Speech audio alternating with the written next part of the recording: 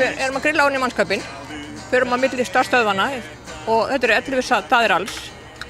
Það eru grillaðar hátt í 3000 pylsur. Einn hefur borðað held ég 6 pylsur.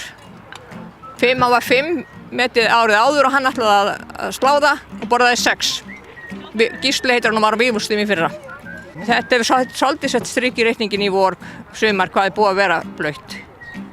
Það var sérstaklega erfitt á Hringbrautinni þegar við vorum allt í fullu fjöri hjá okkur. Röðin náði marga metra út á spítala, svo fór að rigna og þá leystist röðin upp bara eins og hendi væri veifað.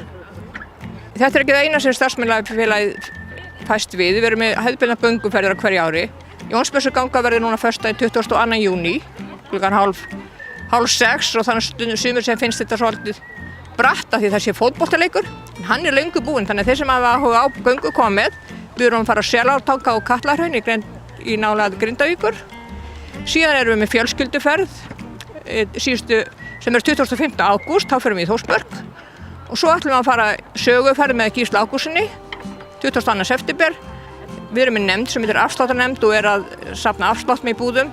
Af þessum tæp 5.000 starfsmennum eru rúmlega 3.000 í starfsmannafélaginu. Það kostar aðeins 500 kr. á mánuði og hefur ekki hækkað síðan starfsmannafélagið var stofnað 2008. Við erum með 5 hús á Flúðum, 1 í Borgarsetri í Úthlíð, 1 á Klaustri, 1 í Skorradal og 2 íbúðir í Akureyri og svo 1 raðhúsarbil á Dalvík. Þetta eru alls 17 einingar. Ég er eini starfsmaður sem starfsmannafélagið hefur og ég er búin að vera eitthvað starfsmaður frá upphafi.